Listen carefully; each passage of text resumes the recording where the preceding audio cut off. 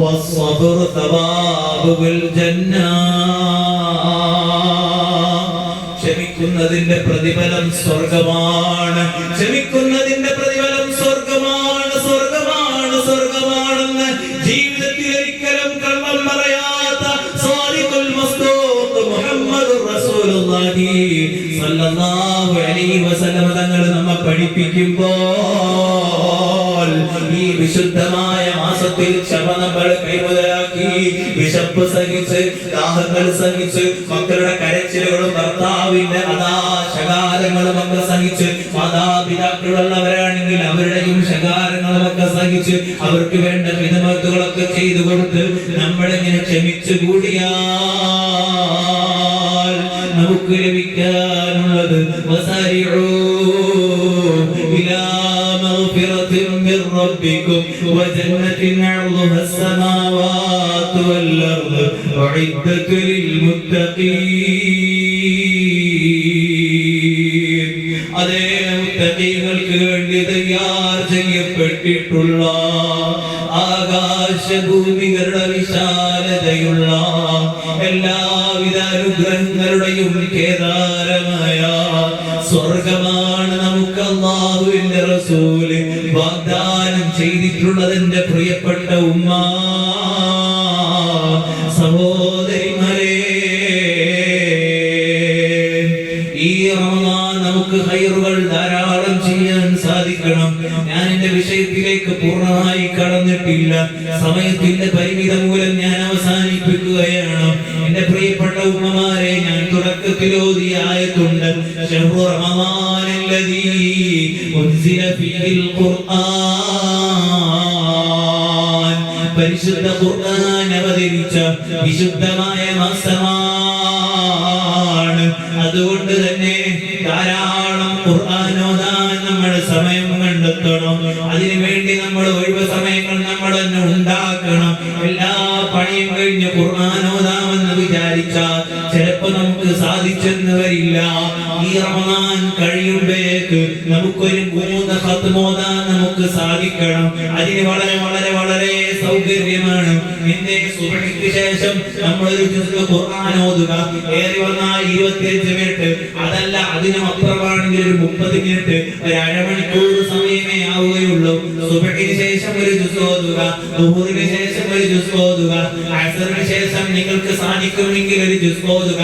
അതല്ലെങ്കിൽ കിടക്കാൻ നേരത്ത് എല്ലാ പരിപാടിയും കഴിഞ്ഞാൽ, അതേ നമ്മുടെ ഉപ്പമാരും നമ്മുടെ ഭർത്താക്കന്മാരും നമ്മുടെ ആൺമക്കളും ഒക്കെ പള്ളിയിലേക്ക് വന്നു കഴിഞ്ഞാൽ നമുക്ക് പെട്ടെന്ന് തന്നെ തറാവീഹ് നിസ്കരിക്കാലോ. അവരെത്തുന്നതിന് മുമ്പ് അല്ലെങ്കിൽ അവർക്ക് ഭക്ഷണം കൊടുത്ത് കിടക്കുന്നതിന് മുമ്പ് നമുക്ക് ഒരു ജ്യൂസ് ഓതിയാൽ, ഇങ്ങനെ ദിവസേന 3 ജ്യൂസ് ഓതിയാൽ റമദാൻ കഴിഞ്ഞു കിടക്കുമ്പോഴേക്ക് നമുക്കതാ ഒരു 3 ഖത്മെങ്കിലും പൂർത്തിയാക്കാൻ സാധിക്കും. അതല്ലെങ്കിൽ അതാ സുബ്ഹിനും ദുഹൂറിനും മാത്രം ഓതിയാൽ 2 ഖത്മ് ഓതാം, സുബ്ഹിന് മാത്രം ഓതിയാൽ നമുക്കതാ അതേ ഒരു റമദാനിൽ ഒരു ഖത്മെങ്കിലും നമുക്ക് പൂർത്തിയാക്കാം. ഒരു ഖത്മെങ്കിലും പൂർത്തിയാക്കാതെ ഈ റമദാൻ നമ്മിൽ നിന്ന് വിട്ടുകടന്നാൽ ഞാനും നിങ്ങളും മുസ്ലിമാണ്, ഖുർആനിന്റെ ആളുകളാണെന്ന് പറയുന്നതിൽ വല്ല അർത്ഥവുമുണ്ടോ? അതേ മഹാന്മാർ എത്രയാണ് ഖുർആൻ ഓതിയത് കേട്ടിട്ടില്ലേ? ഇമാം ശാഫിഈ തങ്ങൾ റമദാൻ അല്ലാത്ത മാസങ്ങളിൽ ദിവസേന ഓരോ ഖത്മ് പൂർത്തിയാക്കുമെങ്കിൽ റമദാനിലതാ ദിവസവും, മാസത്തിലല്ല ആഴ്ചയിലല്ല, ദിവസേന 2 ഖത്മ് പൂർത്തിയാക്കാറുള്ളത് നമ്മൾ കേട്ടിട്ടില്ലേ? ഞാൻ വിചാരിച്ചു ഞാനൊക്കെ ഓതി പഠിക്കുന്ന കാലത്ത് ഈ ചരിത്രമാണ് കേട്ടിട്ടുള്ളത്. ഞാൻ വീണ്ടും ഒരുപാട് മുതാഅ ചെയ്തപ്പോ എനിക്ക് കാണാൻ സാധിച്ചു അതിലേറെ ഖത്മ് ഓതിയ മഹാന്മാർ കഴിഞ്ഞു പോയി. അതേ 2, 3, 4 എന്തിനേറെ അതേ 8 ഖത്മ് ദിവസേന ഓതി തീർത്ത മഹാന്മാർ കഴിഞ്ഞു പോയി. അതുപോലെ നമുക്കാകാൻ ചിലപ്പോ പ്രയാസമാകും. അതിനല്ലേ ഞാൻ ഫോർമുല പറഞ്ഞു തന്നത്, നിങ്ങൾക്ക് പ്രാക്ടിക്കലാക്കാവുന്നതല്ലേ? ഒരു ദിവസേന 3 ജ്യൂസ് ഓതിയാൽ റമദാൻ കഴിയുമ്പോഴേക്ക് 3 ഖത്മ് തീർക്കാം. അല്ലാഹു നമുക്ക് തൗഫീഖ് നൽകട്ടെ. അതുപോലെ റമദാൻ പാപമോചനത്തിന്റെ മാസമാണ്. നമ്മൾ മറ്റു മാസങ്ങളിൽ എന്തെല്ലാമോ തെറ്റുകളും അബദ്ധങ്ങളും നമ്മിൽ നിന്ന് വന്നു പോയിട്ടുണ്ട്. പലപ്പോഴും ഹറാമുകൾ തന്നെ നമ്മിൽ നിന്ന് സംഭവിച്ചു പോയിട്ടുണ്ട്. പലതും അറിഞ്ഞു ചെയ്തതുണ്ട്, അറിയാതെ സംഭവിച്ചു പോയതുണ്ട്, രഹസ്യമായി ചെയ്തതുണ്ട്, പരസ്യമായി തന്നെ ചെയ്തതുണ്ട്. അതെല്ലാം നമുക്ക് പടച്ച റബ്ബിലേക്ക് കരഞ്ഞ് മാപ്പപേക്ഷിക്കാനുള്ള വിശുദ്ധങ്ങളായ ദിനരാത്രങ്ങളാണ് പരിശുദ്ധ റമദാൻ നമ്മിലേക്ക് നമുക്ക് സമ്മാനിക്കുന്നത്. നിങ്ങൾ കേട്ടിട്ടില്ലേ ഒരു ചരിത്രം? അതേ ഞാൻ മഹാനായ റസൂലുള്ളാഹി സ്വല്ലല്ലാഹു അലൈഹി വസല്ലം നിങ്ങൾ പറയുന്ന അതാ ഒരു സംഭവമാണ്. അവിടുത്തെ ഒരു ഹദീസാണ്.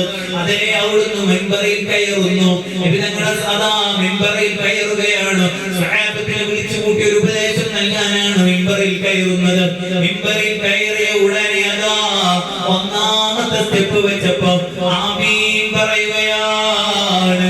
അതേ ദുആ ഒന്നുമില്ല, വെറുതെ ആമീൻ മാത്രം പറയുന്നു. രണ്ടാമത്തെ സ്റ്റെപ്പ് വെച്ചപ്പോൾ അതാ ആമീൻ പറയുന്നു. മൂന്നാമത്തെ സ്റ്റെപ്പ് വെച്ചപ്പോഴും അതാ നബി സല്ലല്ലാഹു അലൈഹി വസല്ലം തങ്ങൾ മൂന്നാമത്തെ ആമീൻ പറയുകയാണ്. സ്വഹാബത്ത് ചോദിച്ചു, മിമ്പറിൽ നിന്നൊക്കെ കയറി ഇറങ്ങിയതിനു ശേഷം സ്വഹാബത്ത് ചോദിച്ചു, എന്തേ ഒരു പതിവില്ലാത്ത ആമീനുകൾ?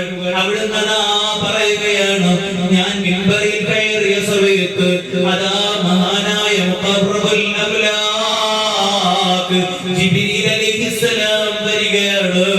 എന്നിട്ട് അതാ ഒരു ദുആ നടത്തുന്ന 3 ദുആകൾ നടത്തുകയാണ്. 3 വ്യത്യസ്തമായ ദുആകളാണ്. അതിൽ 2 വിഷയങ്ങൾ നമ്മുടെ വിഷയവുമായി ബന്ധമുള്ളതല്ലാത്തതുകൊണ്ട് ഞാൻ അതിലേക്ക് കടക്കുന്നില്ല. ഒന്നാം ഒരു ദുആ അതിലേതാണെന്ന് അറിയുമോ? ഞാനും നിങ്ങളും ചിന്തിക്കേണ്ടതുണ്ട്. എന്റെ ഉമ്മ, എന്റെ ശബ്ദം കേൾക്കുന്ന സഹോദരിമാരെ, എന്താണ് അതാ ജിബ്രീൽ അലൈഹിസ്സലാം ദുആ ചെയ്യുന്നത്? അല്ലാഹ് ജിബ്രീൽ ദുആ എടുക്കുന്നു. എന്താ പറയുന്നത്? ഒരാൾക്ക് റമദാൻ മാസം വന്നിട്ട് ആ റമദാൻ കഴിഞ്ഞു കിടക്കുന്നതിന് മുമ്പ് അയാൾക്ക് തന്റെ ദോഷം പൊറുപ്പിക്കാൻ സാധിച്ചില്ലെങ്കിൽ അതേ അല്ലാഹുവിന്റെ റഹ്മത്തിൽ നിന്ന് അദ്ദേഹം വിദൂരമാകട്ടെ, അല്ലാഹുവിന്റെ റഹ്മത്തിൽ നിന്ന് ദൂരെയാകട്ടെ എന്നതാ മുഖറബുൽ അംലാഖ് ജിബ്രീൽ അലൈഹിസ്സലാം ദുആ ചെയ്ത സമയത്ത് അതേ ഞാൻ ആമീൻ പറഞ്ഞതാ. എന്തൊരു ഗൗരവമുള്ള വിഷയമാണിത്. കാരണം എന്തേ? ആരാണ് ദുആ ചെയ്യുന്നത്? പ്രകാശം കൊണ്ട് സൃഷ്ടിക്കപ്പെട്ട അതേ അല്ലാഹു കൽപ്പിച്ചത് മാത്രം ചെയ്യുന്ന, അല്ലാഹു വിരോധിച്ചതൊരിക്കലും ചെയ്യാത്ത മഅസൂമുകളായ കോടാനുകോടി മലക്കുകളുടെ നേതാവ് മുഖറബുൽ അംലാഖ് ജിബ്രീൽ അലൈഹിസ്സലാമാണ് ദുആ ചെയ്യുന്നത്. ആരാണ് ആമീൻ പറയുന്നതെന്ന് അറിയുമോ? ഈ പ്രപഞ്ചം പഴക്കാൻ കാരണക്കാരനായ അതേ കോടാനുകോടി നക്ഷത്രങ്ങളും ഗാലക്സികളും ഈ പ്രപഞ്ചത്തിൽ എന്തെല്ലാം ഉണ്ടോ അതെല്ലാം പഴക്കാൻ കാരണക്കാരനായ റസൂലുള്ളാഹി തിങ്കൾ ഹബീബുള്ളാഹി റസൂലുള്ളാഹി സ്വല്ലല്ലാഹു അലൈഹി വസല്ലം അവിടുത്തെ അതാ പരിശുദ്ധ നാമം ആമീൻ പറയുകയാ.